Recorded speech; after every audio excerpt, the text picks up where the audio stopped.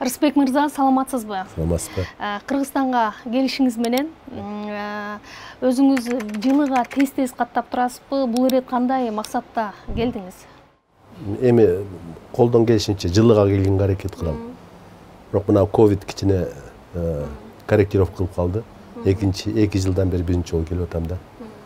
Анан келгенде биринчи ушул проекттер бар, кызыктырган, адистер бар, кезигише турган. Башка жолдон дагы кайра баратканда кирип кетчү Европада башка жерлерде ошондой профессорлор бар, кезигишип дегендейчи. Сөзсүз туугандарга, Кыргызстандын жаратылышына ал сөзсүз. 2 жылдан бери Кыргызстанга келе элек экенсиз. Мындай билинбеген менен бул бир топ эле убакыт. Ортодо пандемияда Кыргызстандагы абдан чоң мындай оорчулукту башынан өткөрдү. Эмне өзгөрүүлөрдү байкап жатасыз? Баягы интернеттен тышкары мына келип өз көзүңүз менен көрүп, байкоо салып атасыз да. Эми шаар абдан кире экен да. Жуда көзгө анча көрүнчү эмес. Интернеттен окуп Бишкек биринчи орунда, экинчи орунда дегенде негизинен алганда элге абдан чоң зыян келтирип жаткан шаардын абасынын начарлыгы. Мен аны өзүм сездим. Экинчиден, мына мен Америкадан бияка чыгарда бир айдан ашык эжең көз машина менен 30дан ашык штатты кыдырып келдик да. Бияка келгенде балдардын ооруканасына бир-эки доктурлар менен кезигиштим. Ошол жетиштүү болду. Мен бул жактан жанагы гриппке окшогон ооруну жуздум. Себеби шаарда вирус абдан көп экен. Өзгөчө балдар кыйналып жатты. Жаш балдар, кичинекей балдар. Саламаттык сактоо системасында жылыш болсо экен деген үмүттөмүн. Бирок жылыш байкалбады да. Баякы элдерге эски системадагы, эски мамиледеги ушунча канча бала ыйлап отурушат очередте, ошонун бардыгында мен бул көзгө мында өтө эле одоно көрүнөт да. Негедир элдин өңүндө мындай бир кубаныч, сүйүнүч дегенде бир эме жок, бардыгын эле бир проблема менен кетип баратышат да, мындай карасаң. Шаардын калкы өзгөргөн. Чет элдиктер өзгөчө жаштар көп. Мен билем алардын максаты эмне экендигин, бирок ошол убакта сыртта абдан көп кетип атат. Биздин алдыга умтулган адистер, ошолордун бардыгын көрүп мен кайгырам да, ушу кыргыздын баягы өз келечеги, кыргыздын элитасы боло тургандарды биз сактап кармап кала албай, кыргыздын ден соолугун, кыргыздын кичинекей балдардын ден соолугун сактап кала албай, ошол эмесинен эмнегедир башка саясат, башкалар менен алек болуп атабыз да. Мына биз билгени сиз ошол Кыргызстандан тышка кеткениңизге 10 жылдан ашуун убакыт болуп калыптыр. Азыр Америкада, Сан-Франциско 13 жыл. Сан-Францискодо өзүңүз биотехнология боюнча институтта иштеп жаткандыгыңызды укканыбыз бар. Анан сыртта туруп бүгүн илим кайда баратат? Өзгөчө ошо Кыргызстандагы илимдин өнүгүшү, медицинанын өнүгүшү кайерде? Биз мындай ошол эле абалдабызбы же биз өнүгүүгө мындай кадам таштадыкпы деген нерсе ойлондуруп атса керек. Бүгүн эмнени өзгөчө мындай көкүрөгүңүзгө багып жүргөн оюңузду уккум келет да. Эми айтып атпайбызбы, инновациялык экономика депчи. Ошо инновациялык экономика бул 2 тармак. Интернет тармагы, биотехнология тармагы. Кимде ошол 2 тармак өнүккөн, кармап турса, ошол өлкө өнүккөн, эли жакшы жашайт. Эгерде ал тармактар бизде кемчиликтер болсо, өспөй жатса же жок болсо, анда биз илимди, башканы кеп салып деле кыйын да. Мисалга азыр бүгүнкү күндө мына вирусту караңыз, рак оорусун караңыз, жүрөк оорусу башка бардыгында азыр кылып аткан сөздөрүбүздүн бардыгы молекулярный биология. Мына мен өмүр бою ракты дарылап жүргөндө мен ошол 84-85 жылдарга чейин молекулярный биология кирген эмесмин. Азыр ар бир жылыш, ар бир дары болобу, укма болобу, бардыгы ошо молекулярный биология. Ошол жагынан Кыргызстанда өсүш болбой атат, көңүл бурулбой атат. Бир эле мезгилде ошо молекулярный биологиядагы өскөн жаштарыбыздын бардыгы 90% тышка чыгып кетти. Мен билгенден эле 11 жаш адис азыр Америкада, Европада иштеп атат. Алар илимин улантып атат. кыргыз балдар, кыргыз кыздар дегендейчи. Бирок бул жерде ошого бул илим кайда экенин түшүнүш керек. Илим азыр бүгүнкү күндө, бүгүнкү 21 кылымда медицинаны алсак, медицинадагы илим молекулярный биологияда. Мына бүгүн сиз ковид менен көп угуп атпайсызбы? МРНК вирус, РНК тиги бу депчи. Дарылардын бардыгы ошол азыр ошол ар бир рактын клеткасы болобу, вирустар болобу, ошолорду бөлүп чыгып, ошолорду бөлүштүрүп, ар бир тамгасын окуп, кайсы жерде эмне кылыш керек, кандайча ошону пайдаланып, дарыланышыбыз керек деген ыкмак өттүк да. Бизде аны жасайтса болот. Бизде мен ишенем, адистер бар. Бирок ошого мындай жол көрсөтүп, ошону негизги максат кылып алалык десе, жакшы болор. Бирок ага түшүнбөй атышат го деген ойдомун да. Бирок мен бирөөнү тарынтып алайын дегенден алысмын. Мен бир болгон билген кеңешимди айткан деген ойдо болуп турам. Негизи ушул мисалы Кыргызстан пандемиянын шартында бир топ кыйынчылыкты башынан өткөрдү. Медициналык кадрлардын жетишсиздигин, дары-дармек саясатындагы кемчиликтерди сезди да. Анан сиз бүгүн ошол саламаттык сактоо тармагындагы реформада мындай жылыш бар экенин сездиңизби же биз баштапкы кемчиликтердин мындай катасын бүгүн өзүбүз жон терибиз менен сезип атабызбы? Реформа деп айта албайбыз. Реформа биринчи иретте бул ар бир адамдын мээсинде, оюнда болуш керек да. Анан бүгүн медицина эмнегедир жасабай турган иштер менен алек. Кыргыз медицинасы. Кыргыз медицинасы. Көбүрөөк баягы эптеп акча табыш керек, дарыны сатыш керек, лишний анализдер жасаш керек, көрсөтүлүп кереги жок операциялар жасаш керек. Бардыгы мындай башка тарапка кетти да. Себеби ал жакта жакшы каражат чогултса болот да. А мореки тырышып илимге ушул келечекти бир 50-60-100 жыл алдыга өнүктүрө турган тармактарга биз көңүл бурбай атабыз. Пандемия убагында менин эң бир катуу ойго салганы, кейиткени биздеги биринчи күндөн баштап кеткен көп кемчиликтер болду. Протоколубуз азыр 5-6-бы, башкы протоколдор абдан ката болгон. Аракеттердин бардыгы көп ката болгон. Азыр мына Кудайга шүгүр, докторлор көп нерсени үйрөндү. Жылыш бар, бирок биз пандемияга киргенде так даярдыгыбыз жок кирдик. Мамлекет жетекчилери буга көңүл бурушкан жок. Бир эле мисалды айтайын, телевизордон көрүшсө керек дейм да, мен ушун башка Кытайда жана пожарный машина менен чачып атпадыбы? Ошону чачып атканды мен ойлодум, бул түшүнүк барбы? Бул эмнени чачып атышат? Хлорка чачып атса, бул билесиз да, туалетке колдонгон нерсе, зыян. Ал вирусту өлтүрбөйт, бирок ошол мына бул көчөнү тазалап өтсөңүз, аркы көчөдө калып калды да вирус. Азыр колдонбойт. Экинчиси, протоколдордо башында чоң каталыктар кетти дагы, оңдогонго чоң убакыт кетип калып, ортосунда ошонун кесепетинен жоготуулар да көп болду. Анан финансылык жактан элге абдан кымбат болду да бул дары. Кереги жок дарылар кирип кетти. Кереги жок методикалар кирип кетти. Кийин алар алынды. Менин өзүмдүн жеке баамда түзүлгөн республикалык штабтар интеллектуалдык, медициналык деңгээли жагынан начар болушту. Башкача мен түшүндүрө албайм. А врачтарыбыздын эмгегин мен жогору баалайм. Медайымдардын эмгегин. Мен сизге айтып берем бир аздан кийин биздин жаш врачтарыбыз кандай иштеди. Таң кала турган мында бир элге ошолордун жардамы абдан чоң тийди да. Врачтар демекчи, азыр Кыргызстанда ушул врачтардын бир топ бөлүгү башка чет өлкөлөргө кетип жаткандыгы белгилүү. Буга чейин деле бул процесс жүрүп келсе керек. Мисалы, Америка Кошмо Штатында деле кыргызстандык врачтардын дээрлик көпчүлүгү Голливудка чейин иштешет деп айтып келишет да. Демек бул Кыргызстанда дарыгерлерди, медицина кызматкерлерин биз баалай албагандыктын натыйжасыбы же башка себеби барбы анда? Биринчиси дагы бар, экинчиси башкалар да бар. Биринчиси мен сизге бир мисалды келтирейин.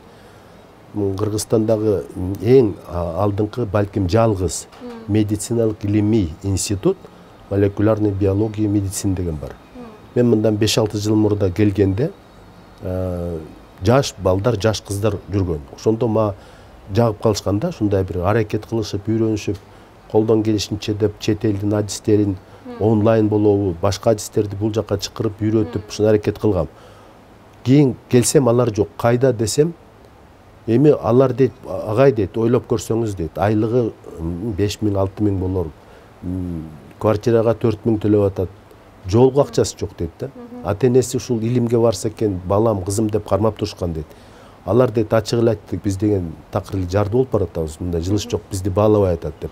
Ошо менен алардан, кыздардан бирөө кара балтага швейный цех орношуптур, бирөө токмокко швейный цех орношуптур. Эми ушул көргөзүп атат да биздин келечекке, адистерге болгон мамилебизди. Мен ушунчалык баа берилбесин, ошол мисал менен келтирдим да милерден. Башка мисалдардан бул өтө көп дарыларды, өтө көп диагностик ыкмаларды ашыгы менен жасайт. Ошол жерде элдин баары билет. Эми биз тиякта туруп биз билебиз. Тигинден 20% алат, тигинден 10% алат, тигинден мындай. Мен да туугандарым больницада жатып калды, операция болушту. Ошондо көргөндө, ошол эле врач менин көзүмчө айтып атат, түштөн кийин тиякка бар, частныйда мен ошону жасайм дейт.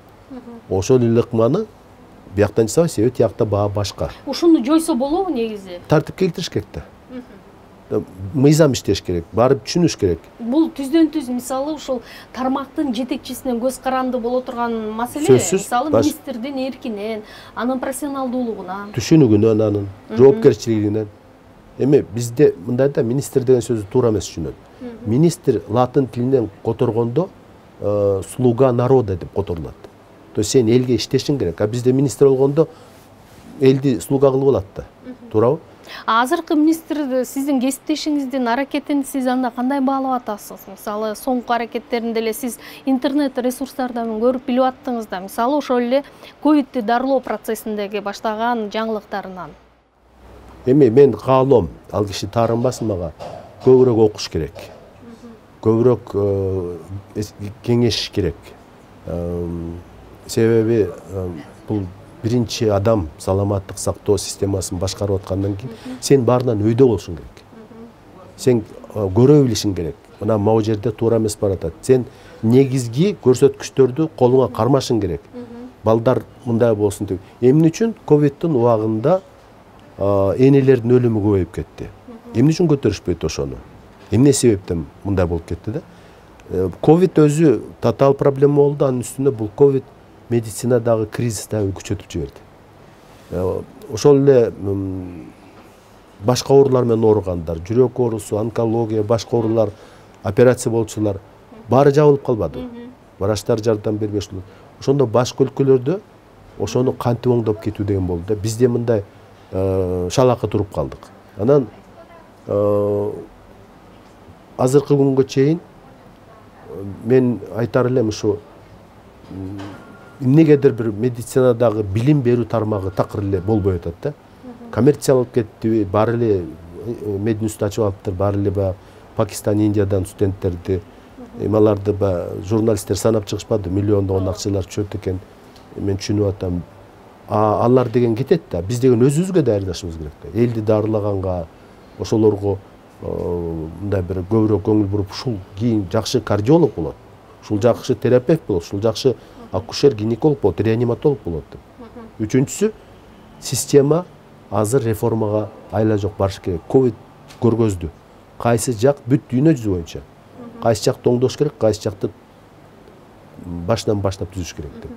Дагы бир маселе, мына ушул саламаттык сактоо системасында мындай биотехнологиянын, молекулярдык биология бул келечектин илими катары каралат экен. Өзгөчө мына ушул ковид маселеси чыкканда да.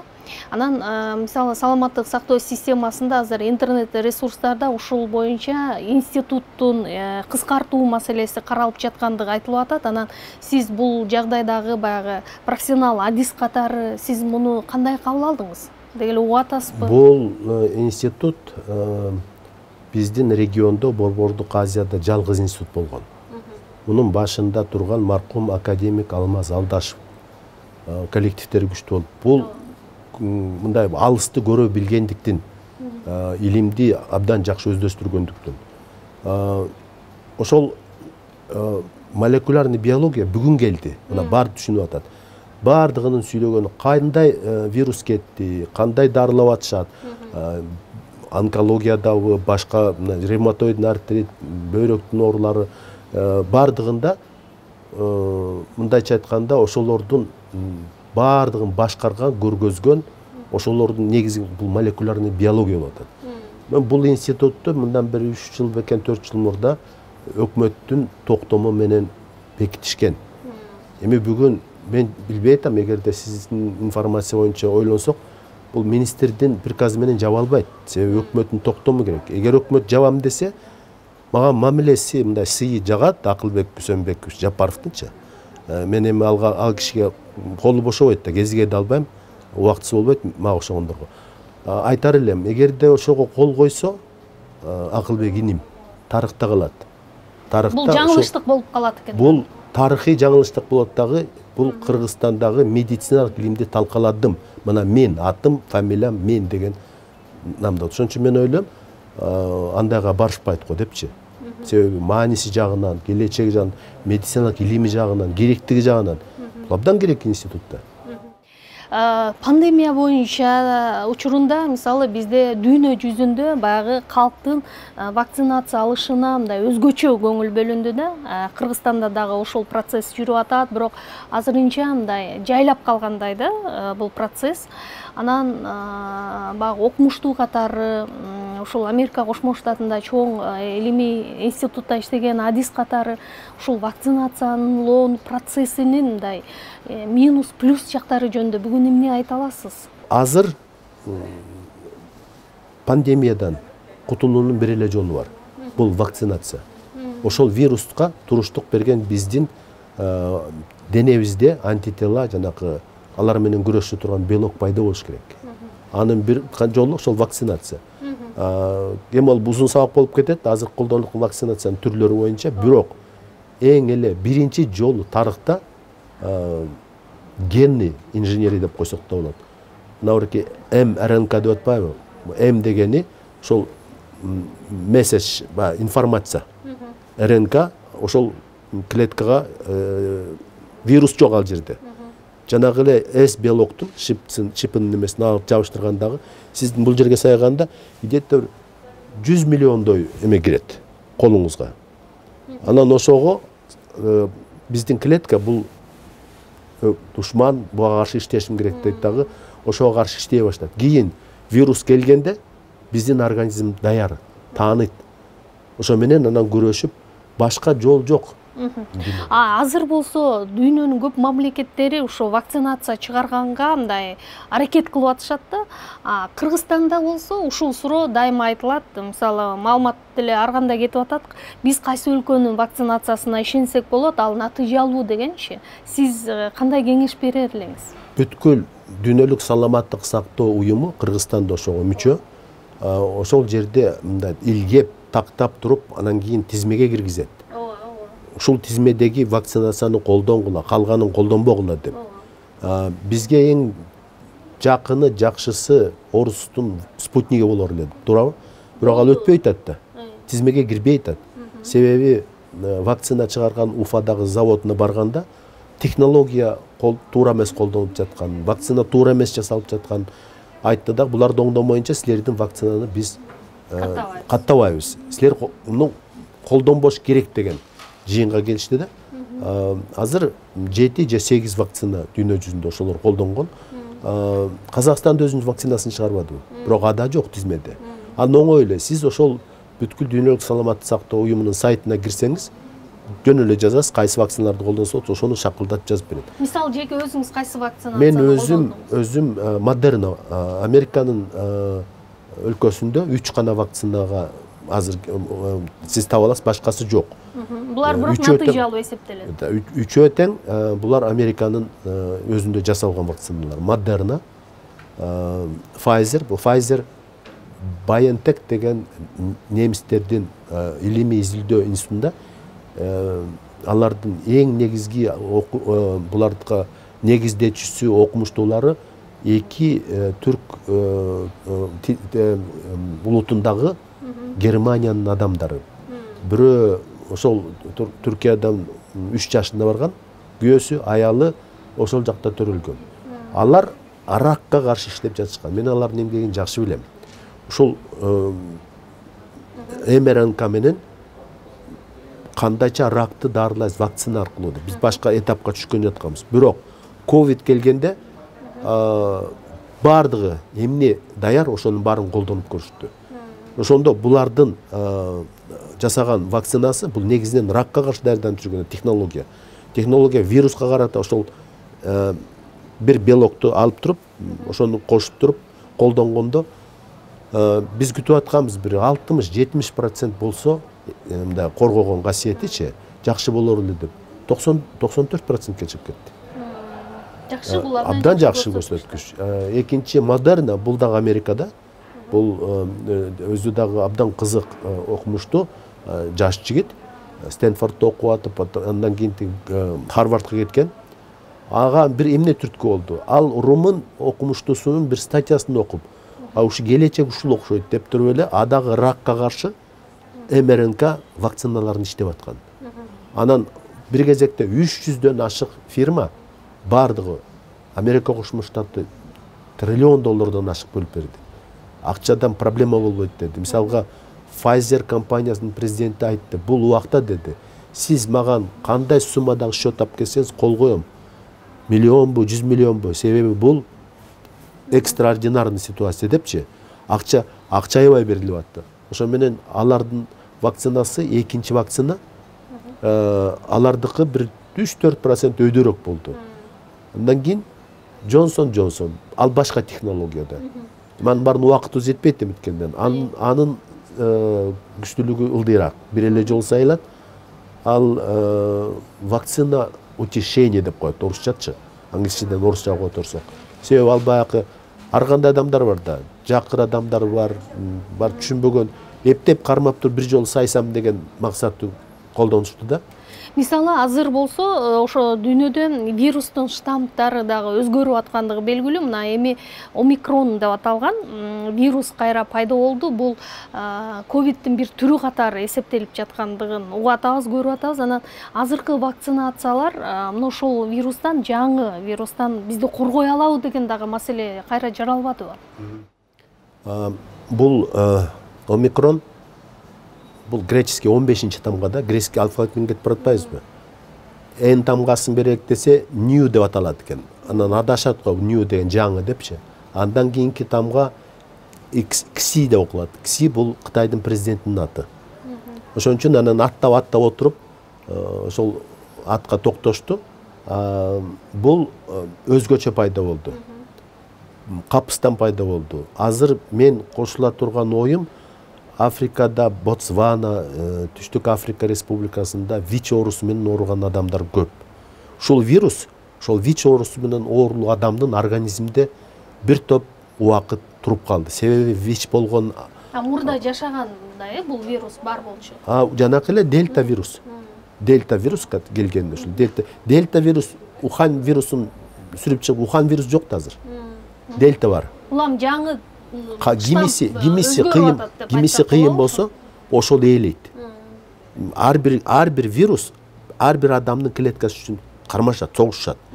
Кайсытыңысы ошол ээлейт. Азыр Ухандын вирусун таппайсыз. Азыр дельтаны табасыз. Тиги болсо кандайча пайда болду? Ошол иммунитети начар адамдын организминде жашап атып 50 мутация жасап койду. 50 мутация бул абдан көп. Эми мунун мындай бир жугуштуу жагынан азыр 150 эседен 500 эсеге чейин жугуштуу деп жатат. Андай болсо бул вирус абдан тез бүт дүйнө жүзүнө абдан тез тарайт. Анын сиздин сурооңузга бул вакциналар жардам береби деп атпайсызбы? Мына 2 күн болду, Модернанын аткаруучу директору официально сүйлөдү. Биздин вакцина буга жардам бере албайт экен деди. Демек алар башкага кетти. Азыр вирус колдо да илимпоздордунчу. Аны биз деген ар бир тамгасынан өйдө билебиз да. Кайсы жерден өзгөрдү, мутация кайда болду, ошолорго жараша өзгөрдү. Бирок аган шашканда 100 күн керек. Кечиресиз, анда азыр биз буга чейинки алган вакцинациялар жаңы вирустун түрүнөн коргой албайт деп айтсак болот экен да, туурабы? Эки ой бар. Коргойт деген ой бар. мен ал жерде кээ бирлеринин коммерциялык бир эмеси да бар деген оюм да бар да. Себеби көп табасыз да, мисалы үчүн 1 миллиард сатсаңыз вакцинадан. Болбосо ал коргобойт десе токтоп калат да өндүрүш. Токтоп албай калат, акциясы түшүп кетет, көп нерсе бар да.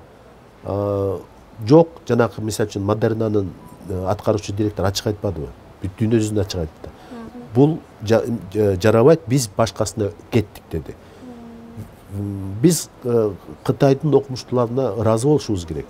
Кытайда мына 2 жыл болду. Башталганда ошолор вирусту бүт дүйнө жүзүнө берди, мынакей деп. Мынакей момдай экен, кебетеси момдай белоктордон турат экен. Эми ушуга чогулуп иштейлик деп. Себеби Кытайдын тарыхында, мына акыркы 20 жылдын тарыхында бул Кытайдан чыккан экинчи коронавирус болуп атпайбы. Биринчиси 2002 жылы чыкканда Кытайдын мамлекети жашырып койгон. Бирок Карло Урбани деген италиялык врач адамзатты сактап калган ошол болду. Ошол инфекционист, ошол изилдеп, өзү ошол орундан каза болду. Бирок ошол бүткүл дүйнөлүк саламаттык сактоо уюмуна айтып берди. Бул жаңы оору, жаңы вирус келди. Мунун мындайча күрөшүшүбүз керектиги ойдоду да, өзү ошол экинчи оорунун дарылап атып, өзү кошо ушул оорундан каза болду. Анан Кытайдын окумуштуулар кийин Кытай мамлекети кечирим сурады. Бул жолу туура жыйынтык кылды деп эсептейм. Себеби вирус биринчи ошолордо болду да. Бүт дүйнө жүзүндө берди. Мынакей, эми иштейлик деп. Өздөрү да чыгарды вакцина. Орустар да чыгарды, немистер чыгарды, Англия чыгарды, бардыгы чыгарды да. Азыр вирустун кайра өзгөрүп аткан, биз айтып атпайбыз, биринчи толкун, үчүнчү толкуну тиги депчи. Бул толкун, ар бир жаңы штамдын толкуну.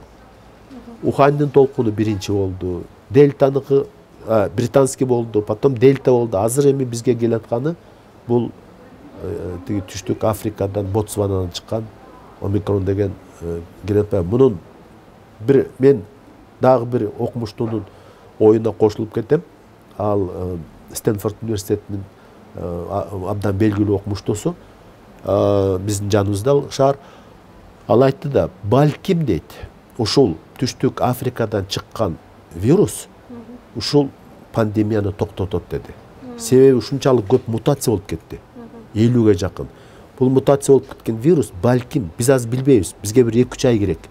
Байкашыбыз керек, көрүшүбүз керек. Жашай албай мындай бир жоголуп кетиши мүмкүн. Бирок бул дельтаны талкалашы мүмкүн азыр. Себеби бирөөнү жеңип ордун ээлеп атпайбы?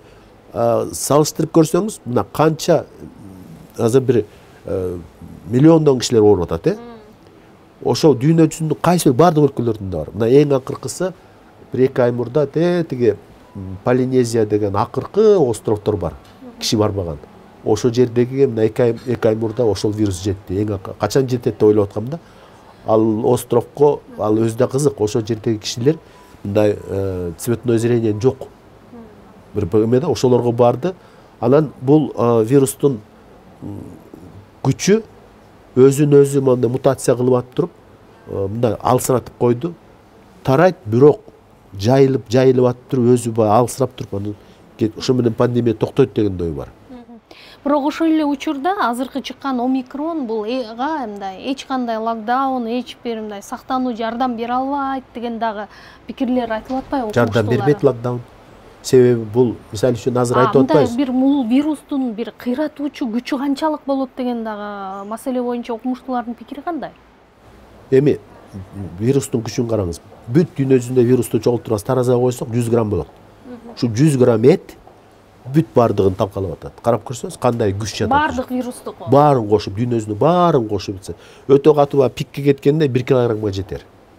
Эми көрдүңүзбү кандай күчтүү? Вирус өзү мен тирүү эмес, өлүк деген категориядагы врачтарга кошулам да, жана окумуштууларга.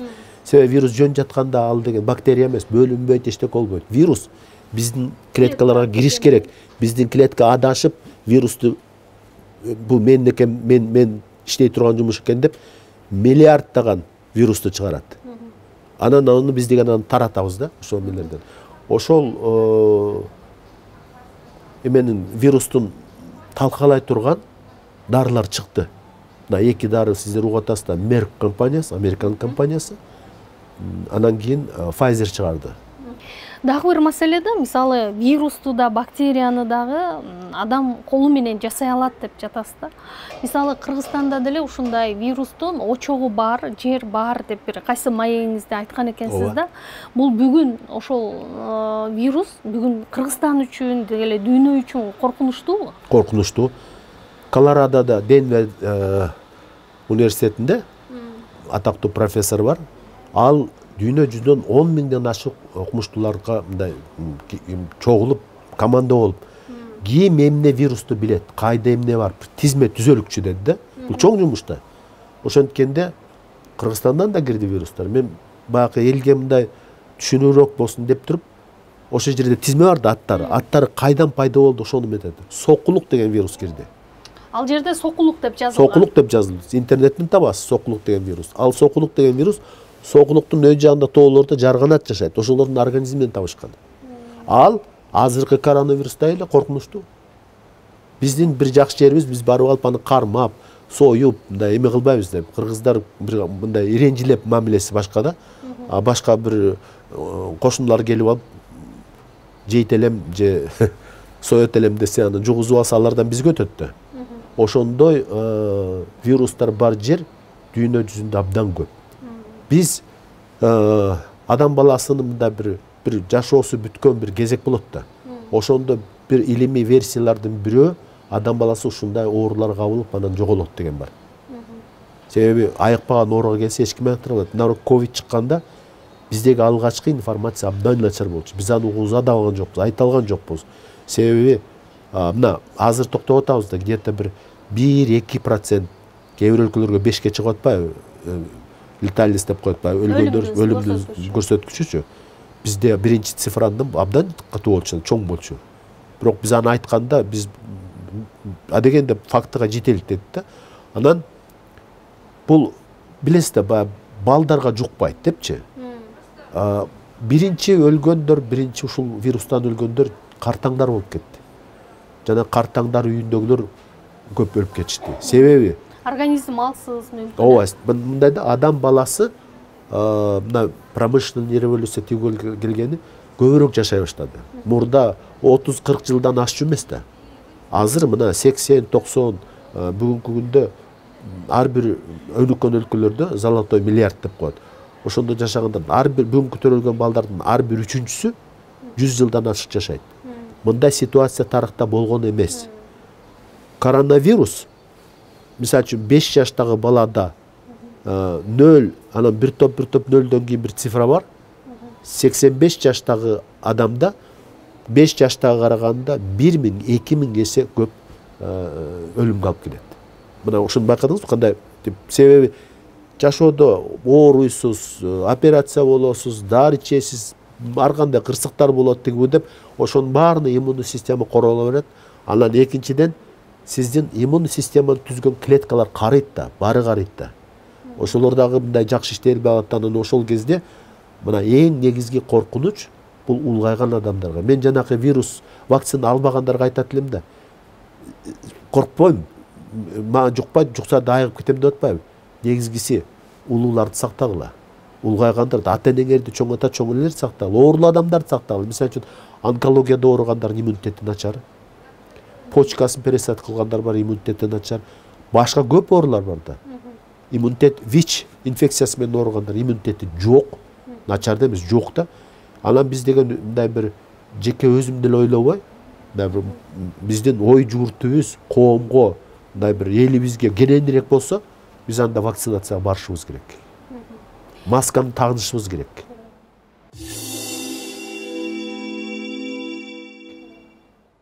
Азыр мисалы бизди угуп жаткан көрөрмандар кызыгышы мүмкүн.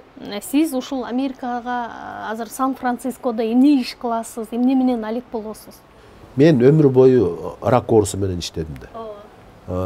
Азыр деле ал жакта ошол жанакы убакыттар жолбосо тарых абдан кызык да. 82-жылы Сан-Францисконун профессору доклад кылган. Рак оорусу клеткасында момдай рецепторлор болот, ошолорду мындай действовать этип ракты дарыласа болот деп. Мен өмүр бою ракты химия терапия менен дарылачумун. Ошентип алар таргетный терапия ойлоп табышты. Ошол жерде бир бизнесмен өкө Genentech деген компания түздү. Мен барганда Genentech компаниясынын 20 миңден ашык окумуштуулар болгон. Бүгүнкү күндө Genentech компаниясы дүйнөдө биринчи. Genentech'тин тегерегинде 1000ден ашык биотехнология компаниясы келди. Мен ошонун бирөөндөмүн. Иштейм да ошол менен. Биз ал жерге эмне жумуш кылабыз? Биздики мына ореки ошол жанакы тапкан жаңы ыкма болуп атпайбы, таргеттин терапия депчи. Ошо менен оорулуулардын ортосундагы ишти бирөө жасаш керек да. Мына лабораторияда мен микроскоп карап лабораторияда бүтпөйм. Мен биякта дарылап бүтпөйм. Бирок муну бияка жеткириш керек да. Муну преклинический исследование деп коет да. Биздин кылган жумушубуз ошолардын баары бияк менен байланышабыз, бияк менен да байланышабыз. Кандайча ушул система азыркы жаңы ыкмалар келет деп мешкекте. Мына мен өзүм балким сыймыктана турган бир өмүрүмдө бир чоң жумуш кылбасам керек. Бирок азыр айтканга акым бар, моралдык жактан дагы. Эгерде эртең бүрсү күнү ракка каршы бир жаңы дарылар, айыктырып кете турган дарылар болсо, менин кичинекей болсо да ошол жерде үлүшүм бар. Башкача айтканда, бул жерде азыр ушул рак оорусун дарылоо боюнча жумуштун баардыгы ушул штатта жүрөт. Жанагы рак ооруларын дарылоо боюнча бул илимдин бешиги деп ошонун үчүн да айтышпаса керек, Сан-Францискону. Ошол жерден бешиктен бала төрөлгөндөй, ошол бүт дүйнөгө тарады. Эми ал жердеги өзгөчөлүк ошол Сан-Франциско университети, бер жагында Стэнфорд университети, бер жагында Беркли университети, 3 университет дүйнөдөгү биринчи орунда турган университеттер. Булар ошолорго абдан жакшы даярдап берип атышат окумуштууларды. Экинчиси, Сан-Франциско силикон жана кремний өрөөндүн, ал жерде интернет технология. Эгерде сенин колуңда интернет технология, жолдун баярына чыксаң эле Google турат, Apple турат, башкалар турат, биякта биотек компания турат. Дүйнөдө башка точка жок. Бир жолу биздин компанияга Япониянын президенти биотек компаниясы келди. Биз сүйлөшөбүз, андан кийин түшкү тамакка чогуу барабыз. Аны мен айттым да. Мен дедим, силерди түшүнбөйм дедим. Силер Япония менин түшүнүгүмдө абдан өнүккөн өлкөсүңөр. Силер деген өзүңөр жасай аласыңар десем айтат. Профессор, бир нерсени эсиңизге салып коюңуз дейт. Эгерде дүйнөдө ушундай иштерди жасай алган мамлекет болсо, бул Америка дейт. Америкада ушундай иштерди жасай алган штат болсо, бул Калифорния дейт. Калифорнияда ушул иштерди жасай турган болсо, бул Сан-Франциско дейт. Сиз Кыргызстандан эмне үчүн кетип калдыңыз эле деген суроону сизге көп беришеби? Дегеним, онкология институтун жетектеп турдуңуз, анан ошол жакта азыр иштеп атып, кайрадан ушул Кыргызстандын онкологиясына эмне жардам берип жатасыз? Мындай болуп атат да, биздеги азыркы мыйзам боюнча биздин директор болуубузга мыйзам лимит койгон. Биздики Американ 2 мүнөткө. Мен жалынсам дагы, мен 2 мүнөттө иштеп бердим. Ал мыйзам мага уруксат бербейт. Кээ бирлери мындай көбүрөөк иштеп атат, мен билбейм, аларга башка мыйзам иштейби. Экинчиден, буга себеп болгон Швейцариянын бир мен досум, өзү Швейцариянын дипломатиясында көп иштеген адам, ошол айтты да, бу көз мындай кезигишип сүйлөшүп турабыз. Сиздин возрастта, жашыңызда, сиздин мындай тажрыйбаңызда бардыгын өзгөртүш керек.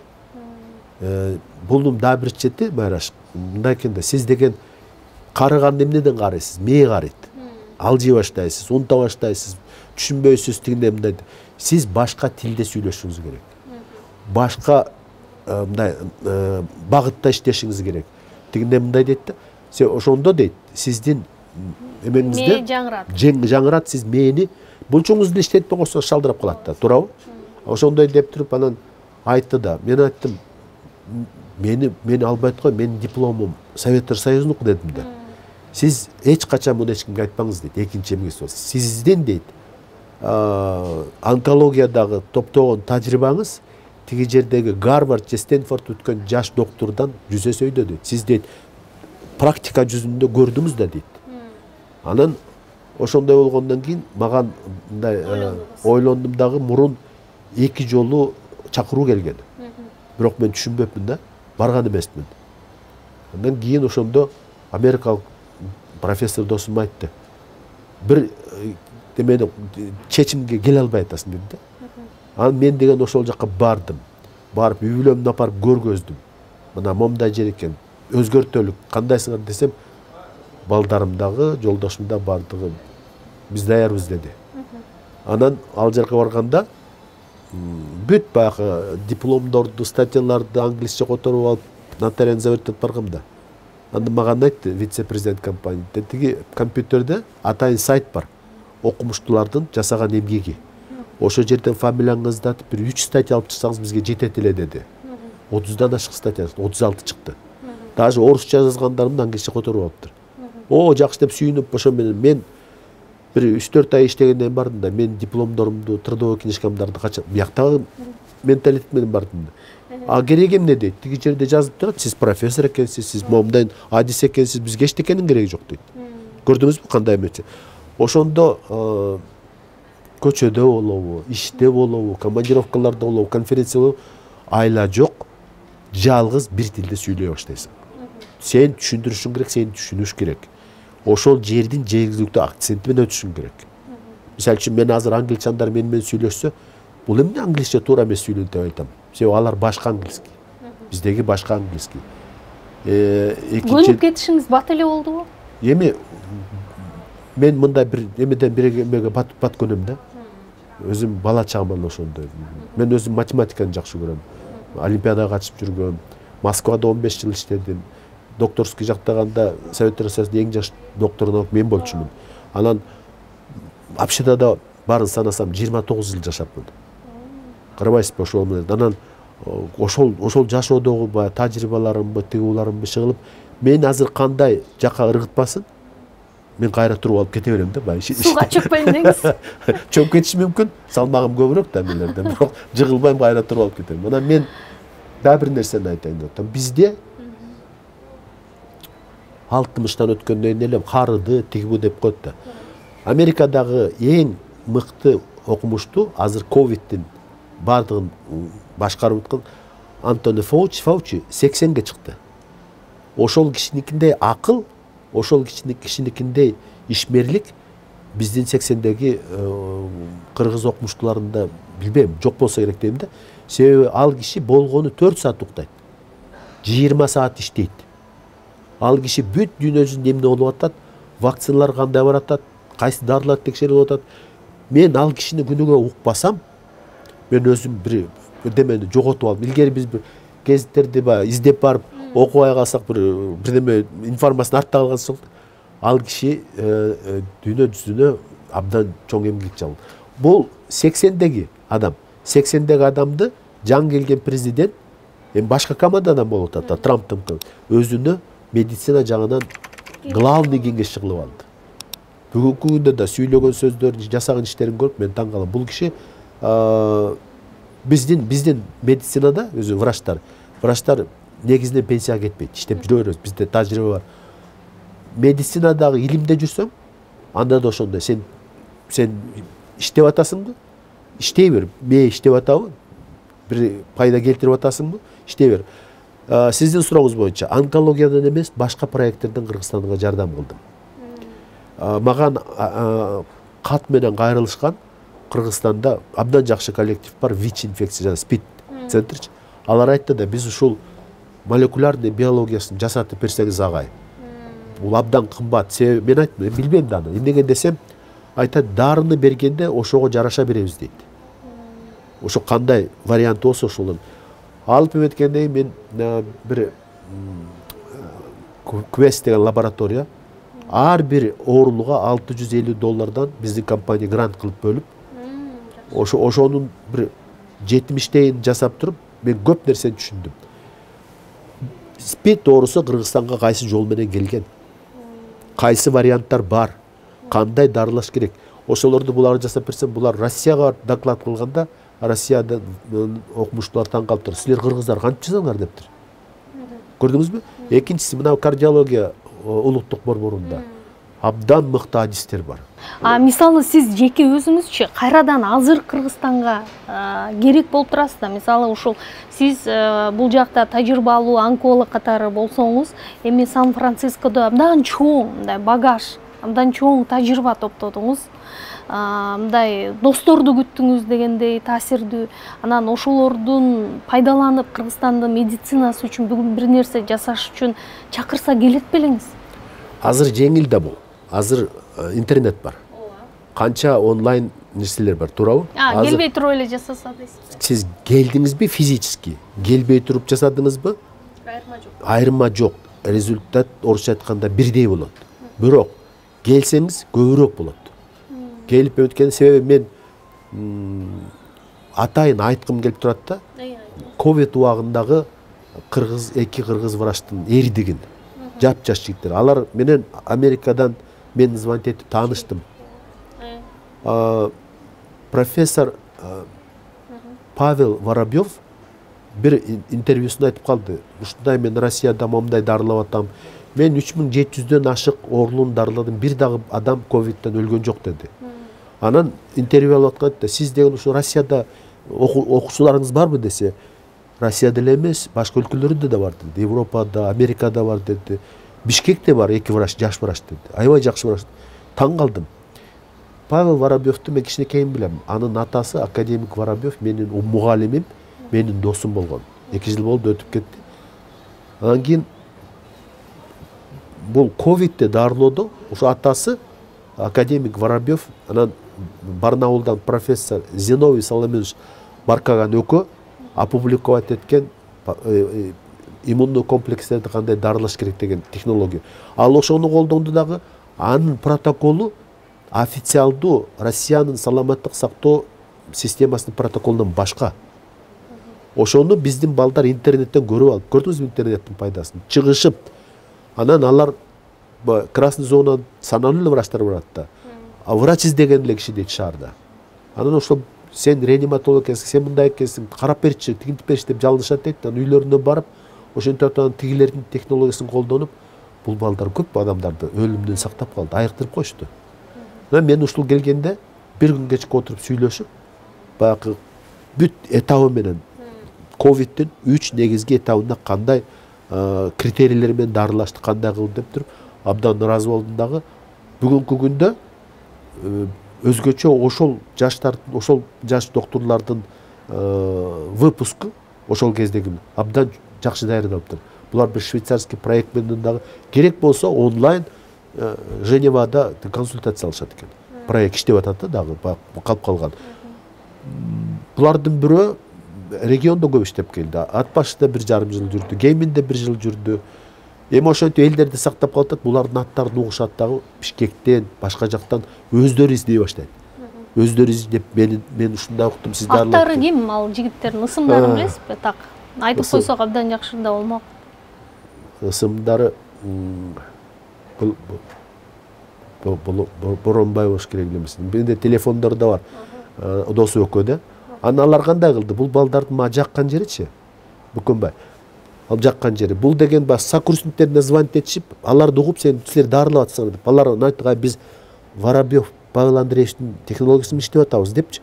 Алар региондордо колдоно баштады. Бул жерде инфекционный больницада, кардиологияда, Нацк госпиталда, тиги Фучикте официальный система иштеп атты. Красный зоналар иштеп атты. Бирок алар деген ошо жерде кызмат кылып атты да. А үйлөрүндө ким кылат кызматты? Региондордо ким кылат кызматты? Анан мен ар бир кадамын сүйлөштүм. Мына муну бул кыргыздын бүгүнкү протоколунда жок. Сен коштуң. Дедим, ооба коштум. Себеби профессор Павел Воробьевдун көрсөтмөсү ушул деди. Ушул сактап калат деди. Кайсы критерийлери менен депчи. Ошонун баардыгын ушундай документтерге тыңбал экен. Анан красный зонада реанимация жаткандардын туугандары билип калып, келип көрүп бериңиз десе, биздин саламаттык сактоо министри, ошол больницанын жетекчилери жолотпойт.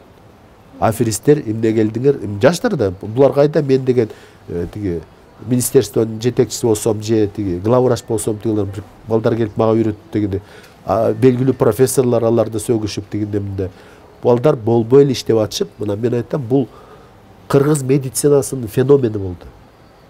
Мен ошол проектини сүйлөшүп балдарга айттым, келгиле ушул проектти жасайлык. Бизге эмне керек деди? Бизге бир здание керек. Зданияга эми издейбиз деми, кандай кайдан акча табабыз деп. Себеби бир жерге отуруп, интернетти коюп, эл келгиде элге тараткыдайчы. Бул балдарга чет элден биздин жарандар чала баштады. Америкадан чалат. Кыргыздар эле эмес. Мен Бишкектен элем деп бир орус аял билип алып, Лос-Анджелестен чалыптыр. Анан сиз страховкаңыз бар, кандай дарыландыңыз десе, мен бардым. Барсам маган парацетамол иштеди, үйгө кете бер деди. Бул балдар башкача дарылашты. Ошентип билип калышып, булардын эмгегин мен аябай жогору баалайм. Мен эми красный зонадагы, кызыл зонадагы врачтардын эмгегине дагы абдан чоң барым. Себеби алар баягы вирус кайнаган жерде иштеп аттыр, туурабы? Медайымдар, башкалар тигулардын эмесинен. Бирок өзүңүз ойлоп көрсөңүз, республика боюнча канча немеде мындай керек болуп атты. Эмне үчүн биз деген сөз аларды ооруканага жаткырабыз. Себеби алар үйүндөгүдөй тамак ашын берген, төшөктөрүн берген, чайын берген, андай дапсуу жасай албайбыз да. Туугандары дарыларды алып келет. Ошолорго барып, консультация берип, туура дарыларды жасап берген адистер. Ошол проекттени Америкада жүрүп ойлондум. Себеби Америкада жүргөндө маган көп менин мекендештерим чыгат. Ушундай атам ооруп калды, бир тууганым ооруп калдым, агам ооруп калды, рак эле кандай кыласыз деп депчи. Мен айтам, мен эң жаман көргөнүм ордуну көрбөй туруп дарылоо. Эң мындай зыян да, себеби өңүн көрсөңүз башкача да. Деп анан болгон кеңешимди берип, туура жолдорун айтып, ушундай жардам берем да. Алар тиякта жардам кыла албай атышат. Алар акча жиберип үйүн ремонттогонго, бир машина сатып алганга, мебель сатып алганга жардам кыла алат. Бирок момда медицина канча жардам кылат дейт. Дейт, ошондо бул биздеги четтеги жүргөн мигранттар үчүн да керек экен. Миграцияда 1 миллиондон ашык киши жүрөт да. Туура? Кыргызстанга качан келейин деген оюңуз бар? Кыргызстанда мен жылыга келейин деген оюм бар. Мен өзүм бир жерде отуруп иштейин деген оюм жок. Эгерде мен Кыргызстанга келип эле ушул жерде отуруп калсам, мен баарын жоготом. Мен Америкада отуруп эле Кыргызстанга келип калсам, мен бияктагын жоготом. Мен Иорданиянын элинде бир эме бар, макал бар. Дайыма жолдо бол, дайыма кыймылда бол дейт. Эгерде сен дайыма жолдо болуп кыймылда болсоң, саган оору жетише албай калат дейт да. Мындай ошол мындай бир философиялык мааниси абдан чоң да. Адам качан токтоп калбаш керек деген сөз. Биздин ата энелер улгайган адамдар качан жылбай отуруп калат? Диванга отуруп, анан аз көтөрүлүп, карасаң тура албай калган, диванда отурат, жанында таягы бар. Кыймыл керек. Кыймыл бул өмүрдүн эң негизги потребности. Мен азыр келдим, мунун алдында Америкада машина менен 2 айдай 30дан ашык штат эжең болуп кыдырдык. 16.000 километр, оңой эмес. Абдан көп кызыктуу кездешүүлөрдө болдум. Сиз азыр угуп атсаңыз керек, Казакстандын кызы Сауле Омарова азыр айылда өскөн. Америкада биринчи аял банктардын бардын контролдогон. Ошол Итека деген шаарда университетте профессор. Мен ал жерде да болдум. Нью-Йорк штатында да болдум. Түштүк Каролинада досум профессор, молекулярный биолог. Эми барып кезигип сүйлөшүп, илим тууралуу, башкалар тууралуу сүйлөшкөнгө адагы пайда болду. Даллас тиги мен Техаста кимди өлтүрбөдү беле, президент Кеннедичи. Ошол жерге барганда мен таң калдым. Мен ошол жердеги кездешүүлөрүм, катышууларым абдан эме болдум. Казак кызы профессор, нанотехнология, айылда өскөн. Иштегени японско-американский компания по нанотехнология. Ошо менен сүйлөштүм. Мен сокурсницамдын кызы 20 жыл болду, кадры 21 векке менен кеткенде. 20 жылдан бери ошол жакта иштейт. Эми ошол кызыбыз ошол жердеги финанс секторунда вице-президент. Кандай ушуларды көрүп туруп өзүңчө байыйсың, ушундай сүйүнөсүң. Бул деген чоң байлык да. Менин оюмда профессор Накаджиманын кызы менен кездешсем Японияга барды. Аз Япония жаап салбады. Себеби ал кишинин Кыргызстанга алып келем деген чоң проектиси бар. Наврак кардиологиядагы зам директор болуп аткан кызыбыз, ошонун окуучусу, ал айтат, ушулар аябай атасына айтып кеттир, Кыргызстанга жардам берип, мен пландаган ишти ашыргыла деп. Ошондой кишилерге бирөө барыш керек да. Сүйлөшүш керек. Башка Москвада, башка жерде, Европада дегендейчи. Азыр эми мындай ковид болбосо мындай ар бери жыл бизге жеңил болуп калды да. Өзгөчө мына акыркы 15 жылы адам баласы аябай айылчы болуп кетпеди кыдырышы. Туура. Эми соңунда дагы бир жагдай жөнүндө сурайын деп турам. Биз жандан бери илим кайда баратат, медицина бүгүн кайсы абалда деген маселелерге көбүрөөк басым жасадык да. Анан сырттан келгендер көбүрөөк байкашат, Кыргызстан мындай саясий жактан активдүү болуп эле, эли дагы, бийлиги дагы ошо саясаттан баш чыкпай калды депчи. Кандай кеңеш берет элеңиз? Мен мындай ойлодум да. Мына бизден депутаттыкка бараткан партиялар, ар бир талапкерлер канча акча чыгарышат, ошол эмнеге баратат деп ойлойм да. Булар бажак барганда эмне бир чоң алтындардын үстүндө отурушабы? Бул эмнеге? Бир максат болуш керек да. Билимге жулунушса мен түшүнөт элем эмнеге баратканын. Тияк мен түшүнбөйм. Мен депутат болуп көргөн эмесмин. Мен билбейм да. Анан ойлойм, ушул жигиттер өздөрүнчө сүйлөшүп алып эле. Мына 90 месте барбы? 90 местен ар бири 10 миллион доллардан экен. Кимдин акчам бар? Кел сатып алык дагы отуралык.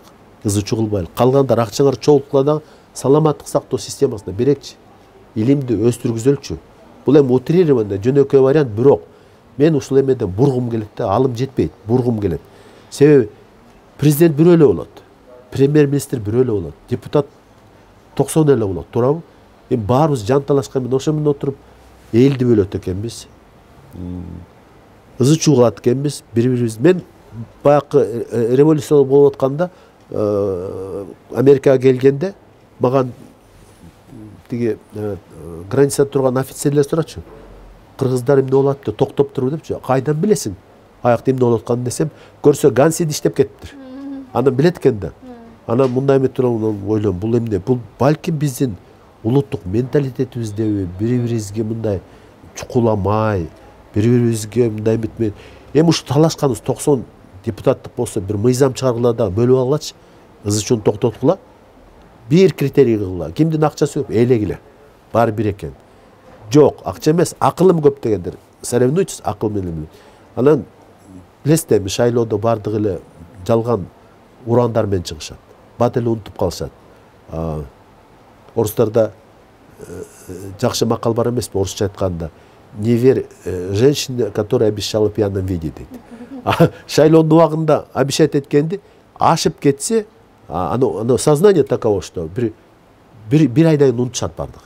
Базарга барышылар, базарга барат, бензин сатканда кетет.